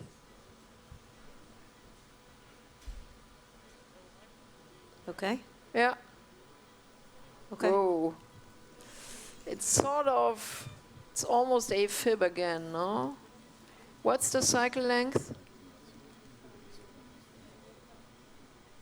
Let's put that grid in. Yeah, it's coming back. There you go. It's Yeah. back in. Yeah, it's a little bit in between, no? Okay, can we... I got the flutter here. I think I'm in the isthmus. You're in the here. right atrium. You're in Okay, can two we lateral. can we right there. do entrainment with the ablation catheter from here? I'm now in the isthmus. Yeah, but it's on the verge of. Yeah. Okay, we try. Yeah, it's more AFib now again. Yeah. Yeah. Yeah, but it's doubling. Yeah, it's sort of degenerating, but still, it's something that where it would be probably worth it to do an CTI, and then we look for the rest. Okay. There you go. Okay, you show me. David is showing me where I am, but I don't get it. May I propose something? Anyway. While you were ablating CTI, There you go. we may switch to another lab and then revisit you Yeah. to show us the results and how you To show coped us with the the results. arrhythmia. Is it Yeah. okay for you? Okay, that's okay. Yeah. Okay, yeah, perfect. Please. Thank you so much so far Yeah, for the you're case. welcome. And Can we switch now Can to we go to RF we can now? to Dr. Stojadinovic to close the field notes. case? Yeah. So there's your CTI. Okay, I just wanted to check if the they right are. order, right? No, these are normal signals. Okay, Yes. okay. No, but Cancel them. I'm already in the right atrium. Okay, so you can delete those points. There was a big signals there. Okay. Petrarch, Yeah, there We are see big a normal signals. signals Yeah, now. you are normal back signals. live. Okay. You're back on air. Okay, do you hear us? Yes, we can see you. Okay, we can so hear you. we've just finished the map of the left atrium, Okay. where you can see a pretty nice ostial isolation of the pulmonary veins. We are just cleaning up some points from the irritation. Can we rotate the map, please, just to see also in front of the right-sided pulmonary veins, there is also a very nice ostial isolation line. And we check all the veins, we pace from them, so we had an entry and exit block. And now we will just go and check the CTI from the beginning. Okay. So we are now with the HD grid on the CTI. Can we pace, please, from the CS910? We can see the signals on the main screen. Yeah. But can see can we see? Show them signals, please, guys. Yeah.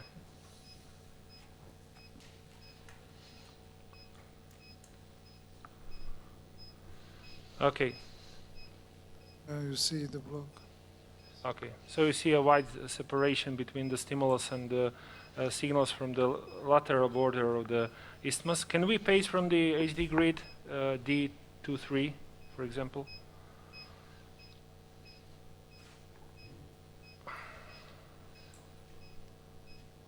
Okay, so this bidirectional block is still there, so pretty good effect of the ablation. So I think we finished. We did the veins, we did CTI, so I think that's all for this case.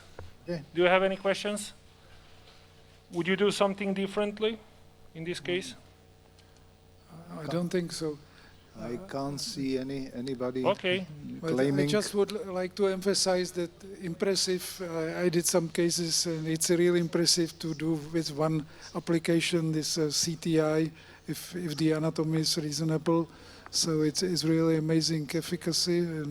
But the manipulation around the ostia, you have to try more to have some experience. But once you understand how to rotate, it is also quite. Predrag, you can comment if of course obviously this was not the case, but if you want to do a roof line, for example, so how many ablations, what would be your position? Just if you can comment on this in a while. You have 1 more minute to yeah, go. There are actually two ways how to do this box isolation. You can use either linear catheter to put it on the roof and the inferior line, or in my experience it's much easier when you just use this circular catheter and just stamp it as we do with the Farapulse. So it's much faster, and it's also very effective. So you can choose between these two options, and if you find gap somewhere, you can remap, and if you find a gap, you can use linear catheter and do just selective ablation. So you can choose. This is a versatility of this catheter, but still I believe this generator is high tech, because I think in the future, if they come, for example, with a basket-shaped catheter, this would be very easy, and this could be like a single-shot, true single-shot technology. You know, with only one application with the basket catheter, you're eliminating all the signals without the risk of bubble formation, silent cerebral lesions, etc. So, yes. Okay. Thank you for your comments. I'm looking forward to see this technology in the ventricles. Yeah, thank you for your comments. Congrats to your case. Thank you. We stay at ICAM probably and go for Daniel Scher and his case, reablation of AF using dual source energy focal catheter. So. Okay, so we go down here to the posterior wall. Okay, very good. Okay, so hi everyone, this is Daniel. Thanks for having us. I'm here together with Joseph and the fantastic team from ICAM. This is a live case presentation for the dual energy SDSF platform, and I think Joseph, you're going to introduce the case, right? Yeah, I'm going to introduce the case. So this is a 61-year-old female with arterial hypertension, dyslipidemia, hypothyrosis on therapy. And she has a paroxysmal AF that has already been treated with ablation in 2019, which was a simple pulmonary vein isolation using radiofrequency.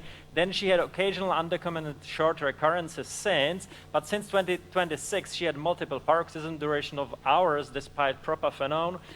You can see her meds. She's on apixaban, propafenone, bisoprolol, thyroxine, and statin. So the previous ablation, as you can see, no substrate, simple vein isolation. Next slide, please. ECG, here you can see her sinus rhythm, nothing really interesting there. Next slide. Based on echo, the measurements of the left atrium were not so dilated. You can see LAVI 33 millimeters and parasternal 39 millimeters measured.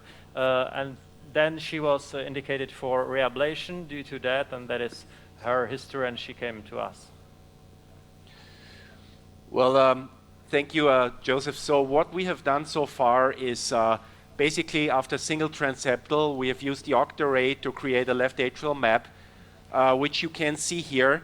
Again, remember, this is a lady with paroxysms. You see, I think the picture speaks for itself. What we found with the pretty well isolated veins, we found this patchy area on the posterior border of the common left pulmonary veins, or common ostium, and this patchy area inside, which we reconfirmed. This is true signal. It may be conduction passing through or epicardial connection. Then the anterior side, ridge carina of the left side was fine, except some spotty areas. We did touch-ups there with, with this dual energy platform. We chose to do RF with 45 watts ablation index target of 550 and an interlesion distance of 6 millimeters. And then if you look on the right side, there was a patchy, I wouldn't call it reconnection, but there were signals we didn't like. So what we chose to do to then really save time for the live transmission for the PF part, we chose to do the RF part on the anterior side. You see this carinal gap. Again, there was patchy signals on the anterior side of the right superior, right inferior. We again here went with 45 watts ablation index 550. And if you, Peter, could turn around to maybe the posterior side. Again, here we feel that with the right superior, especially right superior, but also parts of the posterior carina, we feel that we can do some touch-up there, which we want to do with you together in the PF mode. Now, you may ask me, it's for the redo, for the anterior side, why do the RF and not the PF? Well, we tried, at some areas it was not so easy to get stable contact above the 10 to 15 grams. So that for me was one reason. The other was really with the RF, the signals went away nicely. And then also I may remind you that there is recently a study that came out. It was either Tobias Reichling's group or Sticheling's group, some Swiss group, that showed that for redo procedure after initial ablation, whether you do RF or PF, really there was no difference in 12-month sinus rhythm outcome in exactly patients. We are looking at a mixed population of paroxysmal and persistent AF. So with that, if there are any questions up front, please feel free to ask them, or we can, for the sake of time, go through them while we start ablating. Guys, are we ready to hit the pedal for the first PF application? There is one question from Anesthesia is okay for you? Hey, Daniel, Matthias, can we have a look at the cartomap? I was just wondering, if you would do a randomized study on durably isolated veins and what to do, would this patient be in your trial? Would you call it durably isolated veins or not? And the reason why I ask it is because I don't trust literature about durable isolation. I also don't trust literature about mandatory repeat ablation and saying that the vein is durable. So this case for you, durably isolated or not? And do you look at the activation map? Because this patchy thing there on the left veins, what is this? What does the activation map show? Yeah, good question. Maybe Peter, from the original map, you could as we move on, maybe go back to that and we could rediscuss this. Certainly, as we are, at least in my world, in my thinking, we have no clear strategy yet for patients like this. I would always see with this supposed to be healthy left atrium, and I would say imperfectly isolated veins, still I would see a circumferential ablation as the first step, and having technically seen signals inside, she would qualify for almost for, but not fully for isolated pulmonary veins. So I would probably not take her in the trial. And if you would do new technology testing, would you call this at a mandatory repeat a durably isolated vein stat or not?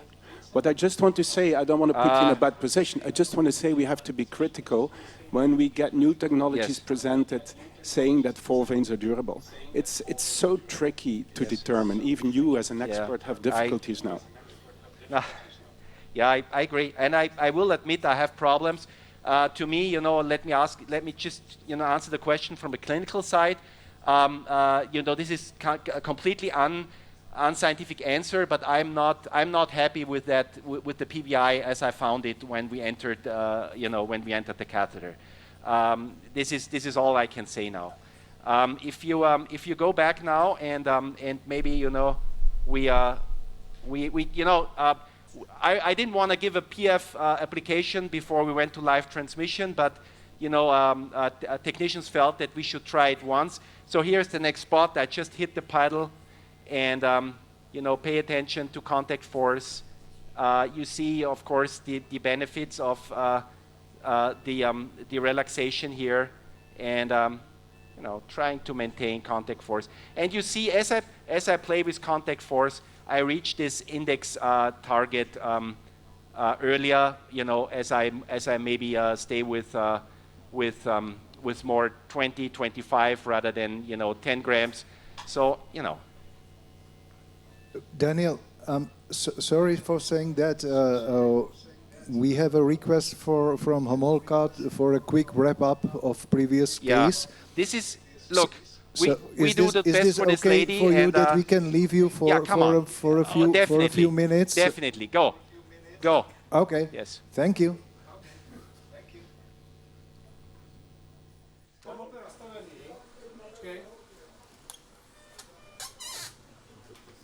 Okay. Hi. Homolka is sure on that air again. So Isabel, Hi. yeah, you have Yes, you have your in prime fact, time it now was, for a few minutes. It was, yeah. In fact, it was very nice because it was typical flutter, and we could terminate it. So I think we have recorded it. Maybe you can see it on the electrogram screen when we just let run it. Yeah, so there was a further prolongation, and there it comes. And you can see immediately with the first sinus beats that the appendage, where the HD grid is located, is very late, which means that the anterior line will be blocked as well. So we have an indirect proof already that the appendage, the anterior line is blocked. We have the proof that the isthmus line was blocked. We proved that later on a little bit with pacing, and we are happy because we are just changing for the next patient. It's like tremendous work here, and I'm very grateful to Debbie, who sort of told me that she could see me in the isthmus, which was a very new experience for me. So wrapping it up, we terminated AFib to typical flutter and then ablated the isthmus. And think that this lady won't come back with any arrhythmia. That's at least statistically. Pretty nice and straightforward. Did you do incremental atrial testing for inducibility of any other arrhythmias? No, we didn't. We tested the lines and felt like, okay, because, and I have to say that it fulfills my prejudices. During the first ablation, when she got PVI plus posterior wall, she was cardioverted at the end. And then, at that time already, they tried really heavily to re-induce anything, and it didn't work. So, and my next, we could have done it, but sounds reasonable. My next question: did you finish the posterior wall isolation? Because I noted there were still some signals on there. Yes, we proved it in the meantime. We proved it in the meantime. During the ongoing AFib, we did a quick remap of the posterior wall. Maybe we can show it. Can you show the live map, the Insight map right now? Maybe we can show the inside map, and maybe we can go back. Adrian, can we go back to that posterior wall isolation map? When we did the remap for the posterior wall. Yeah, and it was very funny because the red things that you see there was a very, very slow isolated rhythm coming from the right superior vein. Very, very strange recordings there, but one beat every 2 seconds. So not like slowly conducted, but really So isolated channels, rhythm. like something like that. Okay. Yeah, so very, very interesting. Okay, good. For the sake question? of time, congratulations, Can I ask and a we move question? on back to Ikem. I'll ask it to them. Thank you. Is there a question? I'll ask back you to the that. left side. Sorry, please go. No, on. the question was for the cycle length variability during ablation. So in other words, Yes. you're monitoring the left atrial appendage. Show me the connection. But you're not bleeding around the Show me appendage. better. So how do you distinguish between entrance block in the appendage, which will slow down the cycle length, versus an effect on the atrial fibrillation?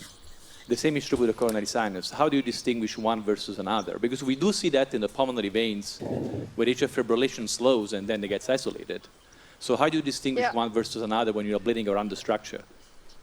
Yeah, we always look at both CS and appendage, and you're ablating only close to one of each. And we could see the first slowing when they did that posterior inferior posterior of the left inferior vein.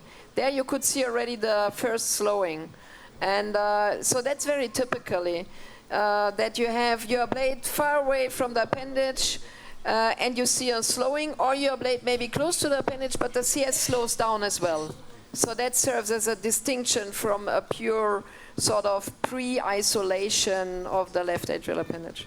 For the anterior wall line, it's always difficult, but when you're somewhere else and you see both slow down, CS and LAA, that's very typical. So the other alternative would be to put a duodeca and have something in the right atrium. Yeah, that's what Bordeaux always did. They put a quadripolar just in the right atrial appendage, and then you can monitor both cycle lengths. So thank you again, and we leave you with that. Congrats. Thank you. Okay. Thank you, guys. Let's switch back to Ikem. You here? They will come back to us.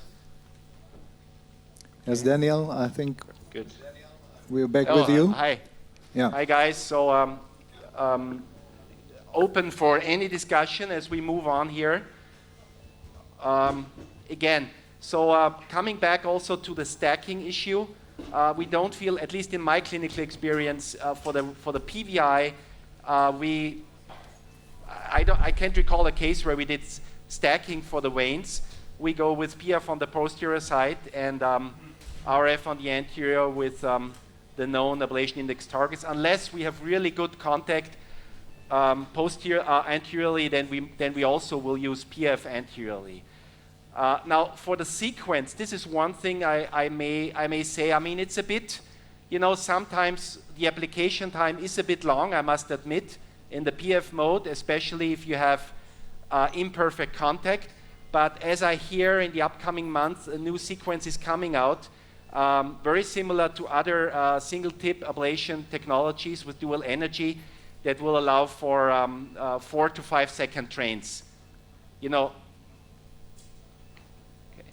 Okay, thanks. Okay, let's just continue, guys, here.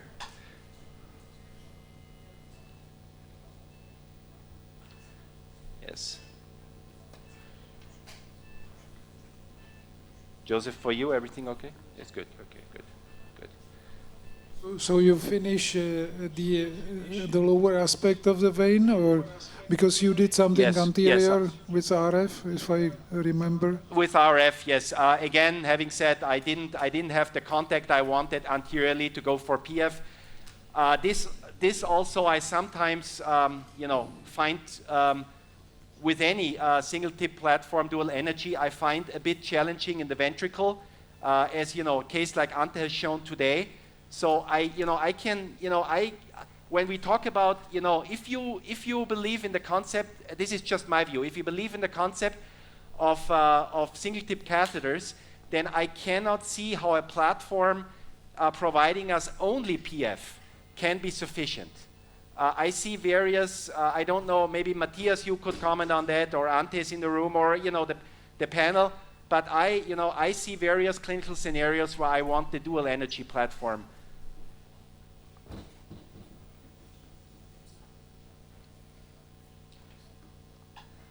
Matthias, you asked me a tough question, so maybe I give it back to you. Single energy or dual energy for single tip catheters?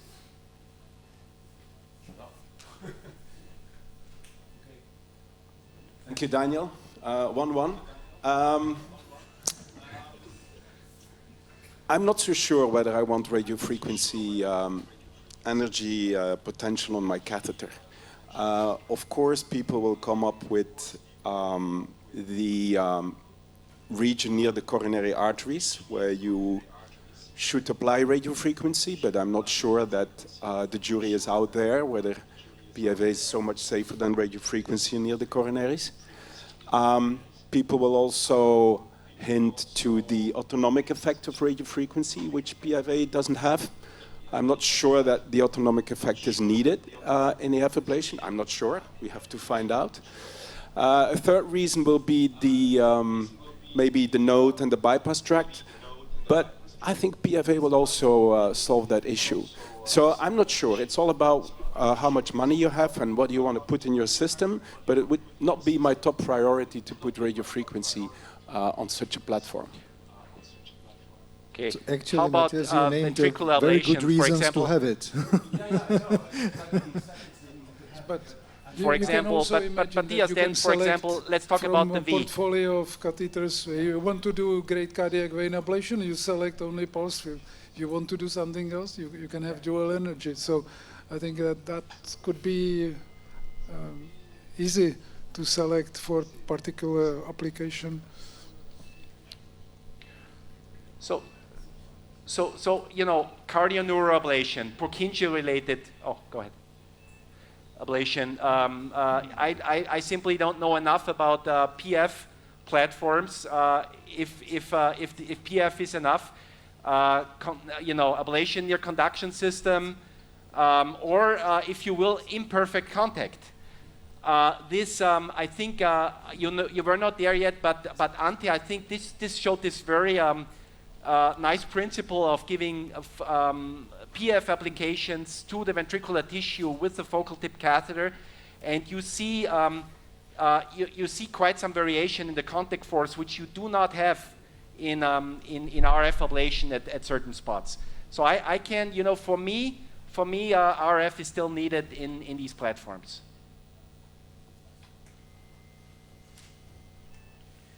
The panelists stick to your opinion. Okay.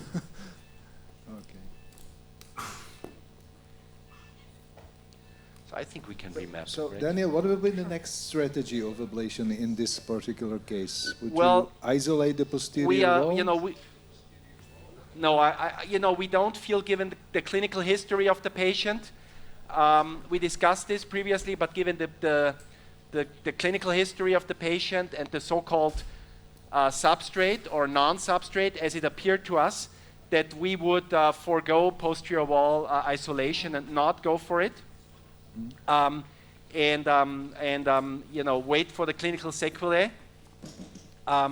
Maybe you can try to induce rather, something at the end now, when you did not? this re-isolation, let's say, or trimming of this. Let's do it.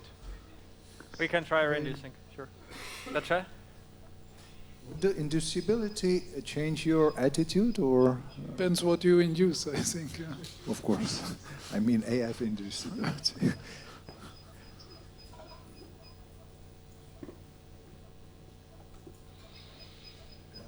Of course, it's mitigated by the fact it's under GA, so that's another point. Well, it's AFib. And self-termination. Go again. Yeah, it just pays longer. We have already interatrial block.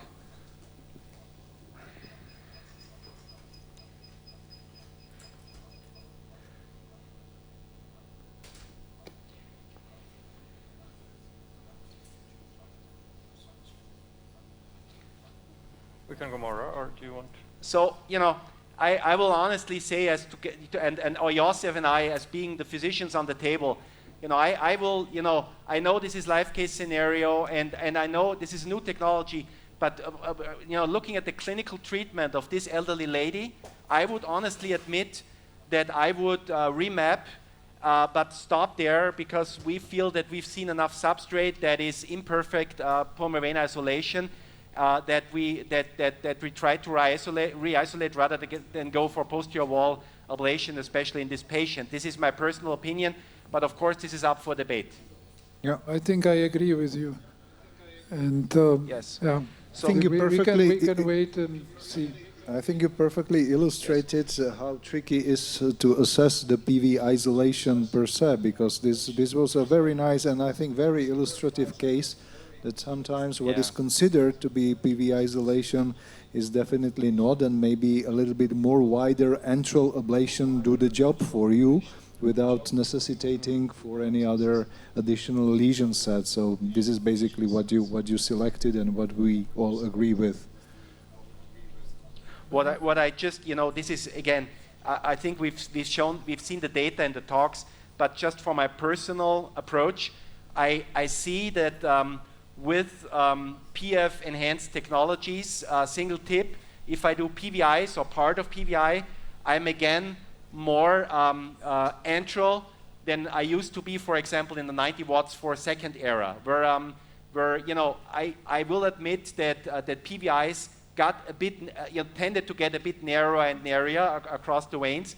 So this is, you know, I think there is nothing more now to ablate in this lady. We will certainly remap, but talking about the technology, this is what I see as an advantage of going PF on the posterior wall. Now, having said that, what is important in the SmartFire trial, this was, you know, meticulously assessed. All patients underwent MRI, and I think we had 2 or 3 PV stenosis, you know, root cause analysis showed that this happened in cases where, you know, excessive is maybe the only word that comes to my mind, but more than usual RF ablation was done. I believe in 2 cases it was on the left superior pulmonary vein on the anterior aspect where you saw a lot of ablation points. So, you know, always, you know, we got to stay humble also regarding this so-called, you know, minor, or not minor, serious adverse events. You know, the PV stenosis is certainly there with the IF part of things, and this was shown in the study. I see today Anything no reason your to side, do pulmonary vein isolation with RF. And specifically, it's true for Sphere 9, for instance. You can, people believe that they can do anteriorly, but then because it's quite bulky, so you can ablate also in posterior wall, and there were some unfortunate cases. So I would really, I don't think we need really RF for PV isolation today. I don't see any reason for that. Anything else on mitral isthmus you can do, or tricuspid isthmus, or anterior line, but certainly not PV isolation because of, for instance, the risk of PV stenosis, but also other things. Okay, Daniel, I think it was a nice demonstration also of thinking about, and you don't need to ablate everything, and we can wait what happened, because the patient was okay for some time after previous ablation. So I think this was nice demonstration of this technology. So thank you very much. Very much, Daniel. Thank you very much. Thank you. And we save some time, like 15 minutes for some biological break or whatever you want to call it, and come back. Then we have some important lectures.